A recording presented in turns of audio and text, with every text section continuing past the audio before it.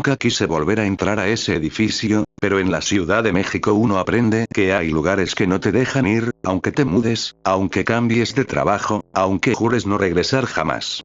El inmueble estaba escondido entre avenidas ruidosas, camuflado entre oficinas modernas y locales vacíos, como si la ciudad misma lo hubiera olvidado a propósito. No tenía nombre visible, ni placas, ni razón aparente para seguir en pie. Aún así, cada noche, alguien encendía una luz en uno de sus pisos superiores, y nadie sabía quién. Yo lo conocí cuando trabajaba como archivista para una inmobiliaria que compraba propiedades problemáticas. Edificios con juicios, historias incómodas, rumores de derrumbes o incendios mal explicados. Ese era uno más en una lista larga, hasta que comencé a leer los reportes. Accidentes repetidos, arrendatarios que duraban semanas, vigilantes que renunciaban sin cobrar su último sueldo, y un patrón extraño. Todas las personas que pasaban más de 3 noches ahí reportaban sueños idénticos. Escaleras interminables. Puertas que no llevaban a ningún lado. Una voz que pedía ayuda desde los muros. La primera vez que entré fue de día. Desde afuera parecía un edificio viejo, sí, pero sólido. Art Deco desgastado, concreto ennegrecido por décadas de contaminación. Adentro, el aire era distinto. No olía a humedad ni a polvo, sino a algo más denso, como metal caliente. Cada paso resonaba de más, como si el sonido no se dispersara, sino que regresara.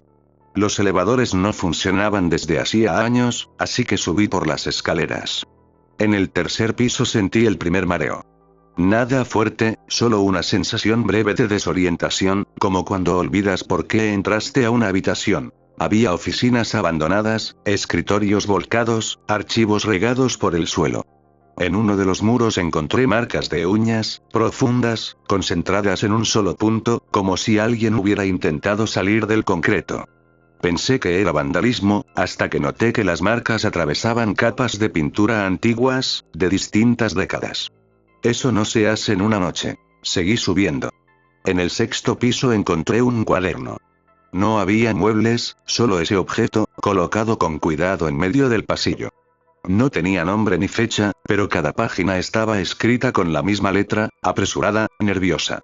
El autor describía ruidos durante la madrugada, golpes dentro de las paredes, pasos sobre el techo aunque no hubiera más pisos encima. Lo perturbador era que el cuaderno terminaba siempre igual. La última frase se repetía página tras página, escrita con más fuerza cada vez, hasta romper el papel. No le abras cuando te hable con tu voz. Cerré el cuaderno y lo guardé en mi mochila. Cometí ese error. En ese momento escuché algo moverse arriba. No pasos. Algo más pesado, arrastrado. Miré el plano del edificio. Oficialmente solo tenía 8 pisos. Yo estaba en el sexto. Aún así, el sonido venía claramente desde arriba, como si hubiera muchos más niveles ocultos. Al llegar al séptimo piso, la temperatura bajó de golpe. Mi aliento se volvió visible. Las ventanas estaban selladas, pero una corriente fría recorría el pasillo. En una de las oficinas vi luces encendidas. Eso no tenía sentido. Me acerqué con cuidado y miré por la rendija de la puerta. Había personas adentro. Al menos eso creí. Estaban sentadas frente a escritorios antiguos, inmóviles, con la cabeza agacha. Pensé que era gente sin hogar. Golpeé la puerta suavemente. Nadie reaccionó. Golpeé más fuerte. Entonces todos levantaron la cabeza al mismo tiempo. Sus caras no tenían expresión. No estaban descompuestas, ni ensangrentadas. Simplemente vacías. Como si alguien hubiera olvidado terminar de dibujarlas. Cerré la puerta de golpe y retrocedí. Cuando miré atrás, el pasillo era más largo de lo que había sido segundos antes. Las luces parpadeaban, y el sonido de arrastre volvió, ahora más cerca. Corrí escaleras abajo. Bajé 2 pisos, 3, 4 hasta que me di cuenta de que los números no coincidían. El letrero decía piso 9. Me detuve en seco. El edificio no tenía 9 pisos. Sentí una presión fuerte en los oídos, como si descendiera a gran velocidad. Desde arriba, alguien comenzó a hablar. No gritaba. Susurraba. Decía mi nombre con la voz exacta de mi madre. Tapé mis oídos y seguí bajando sin mirar atrás. Cuando por fin salí al vestíbulo, habían pasado horas. Afuera ya era de noche. El guardia de la entrada me observaba con una expresión extraña. Me preguntó si había encontrado lo que buscaba. Cuando le respondí que sí, sonrió, pero no de alivio, sino de resignación. Como si supiera que yo ya no era el mismo. Esa noche soñé con el edificio. Caminaba por pasillos infinitos, y cada puerta tenía mi nombre. Al fondo, una ventana mostraba la Ciudad de México completamente apagada, sin luces, sin ruido, como una maqueta abandonada. Al despertar, tenía polvo gris bajo las uñas, y un número escrito en la palma de la mano. 10. No volví durante semanas. Intenté convencerme de que todo había sido sugestión, cansancio, estrés. Hasta que la inmobiliaria me asignó un nuevo caso. Otro edificio maldito, dijeron en broma. Cuando vi la dirección, supe que no era una coincidencia. Estaba a solo 3 calles del primero. Y según los planos tenía oficialmente 8 pisos. Pero los reportes hablaban de personas vistas entrando al 10º. La segunda vez que regresé a esa zona de la ciudad ya no lo hice por trabajo. Algo en mí necesitaba comprobar que lo que había vivido no era un delirio. La Ciudad de México seguía igual de caótica, vendedores ambulantes, tráfico eterno, gente caminando sin mirar alrededor, pero en cuanto me acerqué a la calle donde estaban esos edificios, el ruido se apagó de manera antinatural. No de golpe, sino como si alguien bajara lentamente el volumen del mundo. El segundo edificio estaba frente a mí. Más pequeño, más discreto, pero con la misma sensación de peso en el ambiente. Las ventanas parecían ojos cerrados a la fuerza. Había un letrero de serrenta colgado desde hacía años, amarillento, carcomido por el sol, con un número telefónico que nadie contestaba jamás. Empujé la puerta principal y se dio sin resistencia, como si me estuviera esperando. Adentro olía igual que el primero. Ese olor metálico, viejo, cagado. El vestíbulo tenía un mural deteriorado que representaba escenas cotidianas de la ciudad. Tranvías antiguos, gente con sombreros, edificios que ya no existen. Sin embargo, noté algo inquietante. Las figuras no tenían rostro. Todas estaban borradas con una precisión enfermiza. No vandalizadas, no rayadas, simplemente ausentes. Avancé hasta las escaleras. El elevador, otra vez, fuera de servicio. Subí con cuidado, contando los escalones, intentando mantener la lógica intacta. Primer piso, segundo, tercero. En el cuarto, escuché un llanto. Era suave, intermitente, como el de alguien que intenta no ser escuchado. Venía de una puerta al fondo del pasillo. Dudé. Sabía que no debía acercarme, pero algo más fuerte que el miedo me empujó. Golpeé la puerta. El llanto cesó de inmediato. Pasaron varios segundos de silencio absoluto. Entonces, alguien respondió desde adentro, con mi propia voz, diciendo exactamente lo que yo había pensado segundos antes. Sentí que el estómago se me cerraba. Retrocedí, y al hacerlo, vi que el pasillo ya no terminaba donde antes. Se extendía mucho más, torcido, con puertas nuevas que no estaban ahí cuando subí. Corrí escaleras abajo, pero al llegar al tercer piso, me encontré con algo que me hizo detenerme. Había una oficina abierta, con luz encendida. Dentro, un hombre revisaba papeles como si nada fuera extraño. Vestía ropa anticuada, camisa blanca, tirantes, pantalón de vestir. Me miró y sonrió con cansancio. Me dijo que llevaba ahí trabajando desde 1978. Que el edificio nunca cerraba del todo. Que siempre había algo que hacer, aunque nadie pagara. Me explicó que antes ese lugar era una dependencia gubernamental improvisada, y que durante años se usó para archivar expedientes que no debían existir. Personas desaparecidas oficialmente, edificios demolidos que seguían apareciendo en mapas antiguos, nombres que no correspondían a nadie vivo. Cuando le pregunté por los pisos superiores, bajó la voz. Me dijo que el edificio crecía. No hacia arriba, sino hacia adentro. Que cada tragedia, cada muerte no reconocida, cada historia enterrada en esta ciudad encontraba un espacio ahí. Que los pisos extras no aparecían en planos porque no estaban hechos de concreto, sino de memoria. Y la memoria, en la Ciudad de México, pesa demasiado. Le pregunté por el 10º piso. Cerró el expediente que estaba leyendo y me miró con una mezcla de lástima y miedo. Dijo que nadie llegaba ahí por accidente. Que el 10º piso solo se mostraba a quienes ya habían sido vistos por el edificio. A quienes ya habían sido contados. En ese momento, escuchamos pasos apresurados en las escaleras. Muchos. Demasiados. El hombre se levantó de golpe y me empujó hacia la puerta. Me dijo que no mirara atrás, que no respondiera si alguien me hablaba por mi nombre, y que, pasara lo que pasara, no subiera más allá del 7º piso en ningún edificio viejo de la ciudad. Luego cerró la puerta con llave desde adentro. Bajé corriendo. Sentía las paredes vibrar, como si algo enorme se desplazara dentro del edificio. Al llegar al vestíbulo, vi a varias personas paradas frente al mural. Todas inmóviles. Cuando pasé junto a ellas, una giró lentamente la cabeza y me susurró al oído el número que había aparecido en mi mano la noche anterior, seguido de otro más. 10. 11. Salí a la calle jadeando. El ruido de la ciudad regresó de golpe, casi doloroso. Miré atrás. El edificio parecía normal. Demasiado normal. Esa noche no dormí. Cada vez que cerraba los ojos veía pasillos que se doblaban sobre sí mismos, escaleras que bajaban y subían al mismo tiempo, puertas con números imposibles. Al amanecer, encontré algo nuevo en mi departamento. Un sobre viejo, sin remitente, deslizado por debajo de la puerta. Dentro había una fotografía en blanco y negro. Era yo, de espaldas, entrando al primer edificio. La fecha al reverso no correspondía a ningún día conocido. Y debajo, escrito con tinta corrida, había una frase breve que me heló la sangre. Todavía faltan pisos. A partir de esa mañana comencé a notar cosas que antes no veía. No sombras, no apariciones claras, sino detalles fuera de lugar, como grietas en la realidad que siempre habían estado ahí. Edificios que parecían más altos de lo que recordaba, escaleras públicas que terminaban en muros recientes, puertas selladas en estaciones del metro que nadie mencionaba.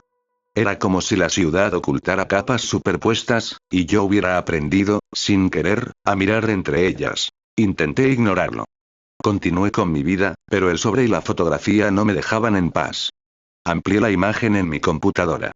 Al fondo, reflejado en el vidrio del edificio, había algo que no noté al principio. Una silueta detrás de mí, alta, desproporcionada, con demasiados brazos o quizás con paredes adheridas a su cuerpo. No estaba en ninguna otra foto de ese día. Solo en esa. Decidí investigar por mi cuenta. Pasé días en la Hemeroteca Nacional, revisando periódicos antiguos, notas pequeñas que nadie lee, columnas olvidadas. Encontré referencias dispersas a colapsos que nunca fueron declarados, edificios evacuados sin razón oficial, incendios nocturnos sin víctimas registradas. En todos los casos, el inmueble reaparecía años después, reconstruido, con la misma dirección, pero con un piso más del que figuraba en los registros. Uno de los artículos hablaba de un edificio de departamentos en la colonia Guerrero, inaugurado en los años 40. Durante una noche de temblor leve, varios vecinos afirmaron haber bajado más pisos de los que subieron jamás. Algunos no regresaron. El reporte oficial decía que habían salido por pánico y se habían perdido entre la multitud. Pero una nota marginal, escrita a mano sobre el archivo, decía algo distinto. El edificio no colapsó. Se alimentó. Comencé a trazar un mapa. Las direcciones formaban un patrón irregular pero consistente, como puntos conectados por debajo del suelo. No era una red de túneles. Era algo más conceptual. Todos esos edificios estaban construidos sobre estructuras previas. Vecindades demolidas, hospitales cerrados, oficinas públicas donde se habían perdido expedientes durante décadas. Lugares donde la ciudad había decidido olvidar. El origen parecía remontarse a principios del siglo XX, cuando la ciudad crecía sin control. Encontré una referencia clave. Un proyecto nunca concluido de edificios de archivo vertical, diseñados para almacenar documentos sensibles, alejados de la vista pública. La idea era simple. Apilar la información incómoda, aislarla, enterrarla en concreto. Pero el proyecto se canceló tras una serie de incidentes inexplicables. Trabajadores que se perdían dentro, arquitectos que afirmaban que los planos cambiaban solos, y un ingeniero que se suicidó dejando una nota donde advertía que el problema no era estructural, sino ético. Decía que cuando se construye sobre demasiadas mentiras, el espacio aprende a mentir también. Esa noche, mientras revisaba esos documentos, escuché golpes en la pared de mi departamento. No eran fuertes, pero sí rítmicos. 3 golpes, pausa, 3 golpes más. Venían del otro lado, del departamento vacío que llevaba años sin inquilinos. Toqué la pared y sentí vibración. Luego una voz. No hablaba, solo respiraba, como alguien cansado, agotado de esperar. Recordé el cuaderno. Lo saqué de la mochila, lo abrí por una página al azar. La letra había cambiado. Ya no era apresurada. Era firme, segura. Nuevas frases ocupaban hojas que antes estaban en blanco. Describían mi departamento con precisión, mencionaban objetos que yo no había escrito jamás. Y al final de la última página, una instrucción clara. Para entenderlos, debes subir. Al día siguiente, un ex compañero de la inmobiliaria me llamó. Sonaba nervioso. Me dijo que habían encontrado un nuevo edificio para adquirir, uno que no aparecía en ningún catastro reciente. Me dio la dirección y sentí un vacío en el estómago. Estaba justo en el centro del patrón que yo había dibujado. Como un nodo principal. Fui al atardecer. El edificio era más alto que los otros, pero seguía pareciendo normal para cualquier transeúnte. Entré. El vestíbulo estaba vacío, pero esta vez había un directorio. Enumeraba los pisos del 1 al 8. Debajo, con letras más pequeñas, casi borradas, seguían otros números. 9, 10, 11, 12. Y al final, sin número, solo una palabra. Archivo. Comencé a subir. Cada piso que pasaba se sentía más pesado. En el 8, escuché voces detrás de las paredes, miles, superpuestas, susurrando nombres, fechas, direcciones. En el 9, el aire se volvió denso, casi líquido. Me costaba respirar. En el 10, las paredes cambiaron de textura. Ya no eran concreto, sino algo más orgánico, tibio al tacto. En el 11, encontré personas. No estaban atrapadas.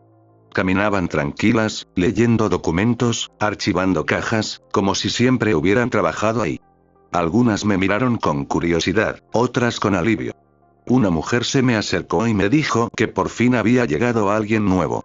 Que el edificio necesitaba seguir creciendo, y que cada piso requería un responsable. Le pregunté qué pasaba en el último nivel. Sonrió con tristeza. Me dijo que ahí no se archiva el pasado, sino el futuro. Lo que la ciudad todavía no se atreve a vivir. Las escaleras hacia arriba no tenían barandal. Solo un hueco oscuro que parecía no terminar nunca. Desde ahí arriba, algo respiraba. Y sabía que yo estaba ahí. Subí. No porque quisiera, sino porque todo mi cuerpo entendía que ya no existía la opción de bajar. Cada escalón era más estrecho que el anterior, como si el espacio se estuviera cerrando detrás de mí. No había luz artificial, pero tampoco oscuridad total. Era una penumbra uniforme, como si el aire mismo emitiera un resplandor enfermo. A cada paso, escuchaba hojas de papel moviéndose, miles, millones, aunque no había viento. Cuando llegué al nivel superior, el espacio se abrió de golpe. No era un piso como los demás. No había paredes claras ni techo definido. Era una extensión enorme, imposible de contener dentro de la estructura que había visto desde afuera. El archivo no estaba hecho de concreto. Estaba hecho de historias. Había estanterías infinitas que se perdían en la distancia, llenas de cajas, carpetas, expedientes sin nombre. Algunos estaban etiquetados con direcciones que reconocí. Otros con fechas futuras. Muchos llevaban solo nombres escritos a mano. Nombres de personas que, supe con una certeza absoluta, todavía estaban vivas. Caminando ahora mismo por la ciudad, ignorantes de que ya habían sido registrados. El suelo estaba cubierto de polvo gris. El mismo polvo que había encontrado bajo mis uñas aquella mañana. Me arrodillé y lo tomé entre los dedos. No era tierra. Eran cenizas finísimas mezcladas con fragmentos de papel. Escuché pasos detrás de mí. No me sobresalté. Ya no quedaba miedo, solo una aceptación amarga. Era el hombre de 1978. Su ropa estaba más desgastada, como si hubiera envejecido décadas desde la última vez que lo vi, pero su mirada era la misma. Me explicó que la ciudad no podía cargar con todo lo que negaba. Que cada desaparición no aclarada, cada tragedia minimizada, cada edificio derrumbado con gente dentro y sin registro oficial, generaba un peso invisible. Ese peso necesitaba un lugar. Y los edificios malditos eran válvulas. Contenedores. Cárceles para lo que no debía recordarse pero tampoco olvidarse. Le pregunté quién construyó el primero. Me dijo que nadie lo construyó del todo. Que el primer edificio apareció después de una serie de derrumbes encadenados, a principios del siglo pasado, cuando se decidió oficialmente simplificar los informes. Reducir números. Cerrar casos. El concreto selló los huecos físicos, pero dejó abiertos los otros. Y algo aprendió a vivir ahí. Ese algo no era un demonio, ni un fantasma. Era la suma.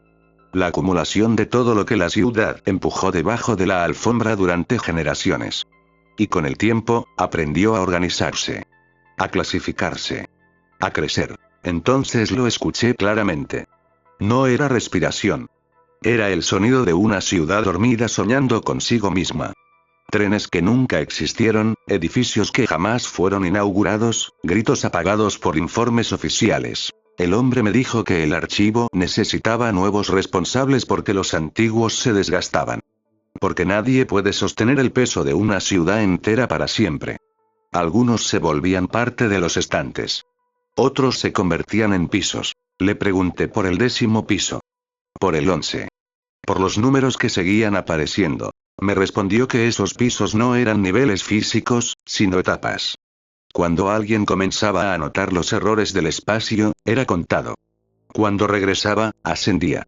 Cuando entendía, ya no podía irse. Sentí algo en la espalda. Una presión firme, como una mano enorme apoyándose con cuidado.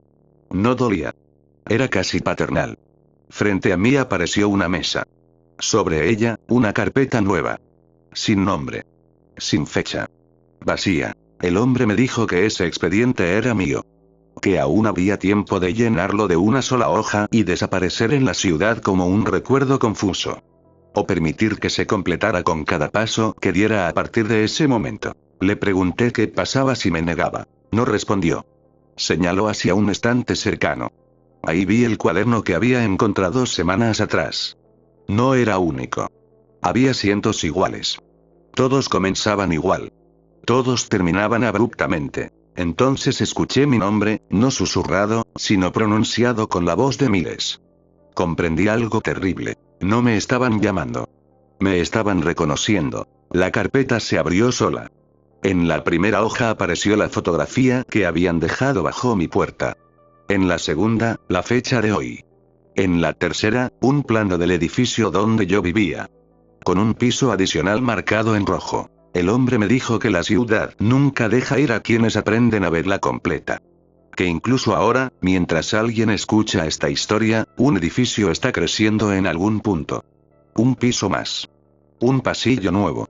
Un archivo esperando. Detrás de mí, algo comenzó a moverse. Después de eso, el tiempo dejó de comportarse como algo confiable. No sé cuánto estuve dentro del archivo antes de volver a salir. Pudo haber sido una hora o varios días. Cuando crucé de nuevo el umbral del edificio, la calle estaba exactamente igual, pero algo no encajaba. Las personas caminaban con prisa, los autos avanzaban a trompicones, los vendedores gritaban ofertas, y aún así, todo parecía ligeramente desfasado, como si la ciudad estuviera reproduciéndose con un pequeño retraso. Caminé varias cuadras antes de darme cuenta de que nadie me miraba directamente. No era invisibilidad. Era desinterés absoluto. Pasaban junto a mí, rozándome, pero sus ojos se deslizaban como si yo fuera parte del mobiliario urbano. En un semáforo, una mujer chocó conmigo y ni siquiera se disculpó. Siguió hablando sola, repitiendo una frase que no tenía sentido. Me di cuenta entonces de que estaba recitando una noticia antigua, palabra por palabra, como si fuera un recuerdo que se le hubiera quedado atorado. Al llegar a mi departamento, encontré la puerta entreabierta. No había señales de forcejeo. Todo estaba en su lugar, salvo por un detalle. El edificio tenía un piso más. Donde antes solo había azotea, ahora se alzaba un nivel nuevo, con ventanas opacas y un acceso por una escalera que nunca había existido. Ningún vecino parecía notarlo. Para ellos, ese piso siempre había estado ahí. Entré. El cuaderno seguía sobre la mesa, pero ahora tenía más páginas escritas. No con mi letra. Con muchas. Historias breves, fragmentadas, de personas que vivían en edificios similares. Una mujer que escuchaba a su hijo jugar en un cuarto que no existía. Un hombre que bajaba cada noche al estacionamiento y regresaba una hora después sin recordar por qué. Un vigilante que juraba que el edificio donde trabajaba tenía más turnos de los que marcaba su reloj. Todos terminaban igual. Un día cualquiera, el edificio crecía. Esa misma noche escuché los primeros ruidos. No venían de mi piso, sino del nuevo. Pasos lentos, arrastre de cajas, el inconfundible sonido del papel al ser acomodado. Alguien estaba trabajando arriba. Subí un par de escalones y sentí de inmediato la misma presión que en los otros edificios. El aire se volvía espeso, cargado de memorias ajenas. No subí más. Todavía podía elegir no hacerlo. Comencé a investigar demoliciones. Descubrí algo inquietante. Cada vez que uno de esos edificios era derribado, algo cercano cambiaba. Una escuela registraba alumnos que nunca se habían inscrito. Un hospital perdía expedientes completos de pacientes que nadie recordaba haber atendido. Calles enteras cambiaban de nombre durante la noche. La ciudad redistribuía lo que ya no podía contener en un solo punto. Los edificios no podían destruirse. Solo trasladar su contenido. Una madrugada, el suelo tembló levemente. No fue un sismo, no hubo alerta. Pero yo supe lo que significaba. Al amanecer, vi desde la ventana como un edificio antiguo, a 2 calles, tenía un nuevo piso. Nadie lo cuestionó. Para todos, siempre había sido así. Entendí entonces la verdad más inquietante. El archivo ya no estaba confinado. Estaba filtrándose. Cada edificio maldito era una sucursal, una extensión menor que absorbía lo que su entorno no podía procesar. Y cuando uno se saturaba, crecía. No hacia arriba solamente, sino hacia las vidas de quienes lo habitaban. Esa noche, alguien tocó a mi puerta. No golpeó. Solo apoyó los nudillos y los dejó ahí, como esperando permiso. No preguntó por mí. No dijo mi nombre. Aún así, supe que era para mí. Abrí. Era el mismo hombre de 1978. O lo que quedaba de él. Su cuerpo se veía más rígido, como si estuviera hecho de capas superpuestas. Me dijo que el archivo había decidido acelerar el proceso. Que la ciudad estaba acumulando demasiadas cosas sin resolver. Que yo había sido observado no como víctima, sino como enlace. Me explicó que algunas personas no desaparecen cuando suben. Algunas regresan. Se convierten en puntos de transición. En edificios vivos. Miré hacia la escalera que llevaba al nuevo piso. Desde arriba descendía una luz tenue, palpitante. El hombre me dijo que aún podía retrasarlo, pero no evitarlo. Que, eventualmente, todos los edificios malditos convergerían en uno solo. Un lugar donde la ciudad se miraría a sí misma sin filtros. Antes de irse, me dijo algo que no estaba en ningún archivo. Que cuando eso ocurriera, la ciudad cambiaría de forma permanente. Que habría zonas completas donde la gente viviría sobre pisos que no existen oficialmente. Que algunos niños nacerían ya contados. Cuando cerré la puerta, la escalera crujió. Sentí el edificio respirar conmigo. Todavía no he subido del todo. Todavía escribo esto desde un piso que, según los planos, no debería existir. Pero cada noche escucho más movimiento arriba. Más archivadores. Más nombres siendo acomodados. Y sé que cuando el edificio termine de crecer, alguien más contará esta historia sin saber por qué le resulta tan familiar. No sé en qué momento exacto dejé de medir los días. El calendario seguía colgado en la pared, pero las fechas ya no significaban nada. A veces despertaba y el número había cambiado solo. Otras, la hoja estaba arrancada sin que yo recordara haberlo hecho. El edificio seguía creciendo con una paciencia inhumana. No todos los días. No de forma visible. A veces solo era un pasillo más largo, una escalera que tardaba más en terminar, un eco que no correspondía a ningún espacio real. La ciudad comenzó a comportarse de manera extraña. No de forma espectacular, no como en las películas. Fue algo más sutil, más peligroso. Personas que juraban haber vivido siempre en edificios que nadie recordaba antes. Direcciones que aparecían en recibos oficiales pero no en mapas digitales. Pisos intermedios donde el ascensor se detenía aunque ningún botón los marcara. Nadie se alarmaba. La Ciudad de México siempre ha sabido adaptarse al absurdo. Una noche, mientras el ruido de arriba se volvía constante, entendí que el archivo ya no necesitaba esconderse. Había alcanzado masa crítica. Ya no solo guardaba lo negado, lo integraba.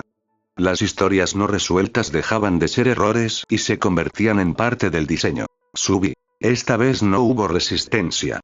El nuevo piso de mi edificio se abrió como si me reconociera.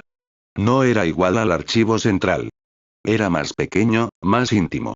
Había escritorios con lámparas encendidas, cajas a medio llenar, paredes cubiertas de notas.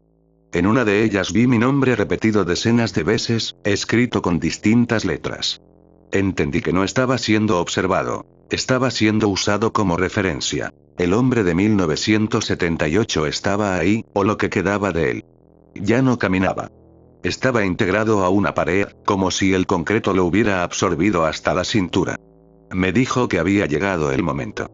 Que la convergencia había comenzado en varios puntos de la ciudad al mismo tiempo.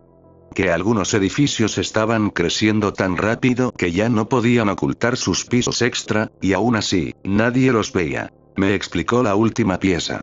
El archivo no era castigo ni error. Era un mecanismo de estabilidad. Una ciudad construida sobre capas de tragedia necesita algo que la sostenga. Si todo lo negado saliera a la superficie de golpe, la ciudad colapsaría, no físicamente, sino socialmente. El archivo dosificaba la verdad. La enterraba en vertical. Yo le pregunté por qué yo. Me dijo que algunas personas nacen con la capacidad de notar cuando un espacio no encaja. Que esas personas siempre han existido. Antes se les llamaba locos. Luego testigos. Ahora, enlaces. Mi función no era detener nada, sino narrarlo. Dejar registro. Porque mientras alguien escuche, mientras alguien sienta que esta historia le resulta incómodamente cercana, el proceso sigue siendo estable. Sentí entonces algo que no había sentido desde el inicio. Miedo real. No por mí, sino por quien estuviera escuchando. Porque entendí que el archivo no distingue entre quien vive la historia y quien la recibe. Ambos quedan marcados. El edificio vibró. No como en un sismo, sino como cuando una bestia enorme se acomoda para dormir. A lo lejos, escuché otros edificios responder. No con sonido, sino con presencia. Como si la ciudad entera hubiera inhalado al mismo tiempo. Desde una de las ventanas vi algo imposible. La Ciudad de México con pequeños desniveles, imperceptibles a simple vista, como si hubiera pisos superpuestos sobre calles enteras. Zonas donde la gente caminaba sobre historias acumuladas, sobre archivos vivos, sin saberlo. La última hoja de mi expediente se llenó sola. No decía mi nombre. Decía narrador activo. Antes de que todo se cerrara, el hombre me dijo una última cosa. Que si alguien escuchaba esta historia de noche, debía mirar con atención los edificios de su calle. Contar los pisos. Compararlos con su memoria. Porque a veces, el archivo no crece hacia arriba, sino hacia quien presta atención. Ahora escribo desde un lugar que no figura en ningún registro. Afuera, la ciudad sigue. Los autos pasan. La gente trabaja. Nadie mira hacia arriba el tiempo suficiente. Pero si esta historia se te quedó grabada, si sientes que algo no encaja cuando piensas en los edificios que conoces desde siempre, entonces ya fuiste contado. Y el archivo ya sabe dónde encontrarte.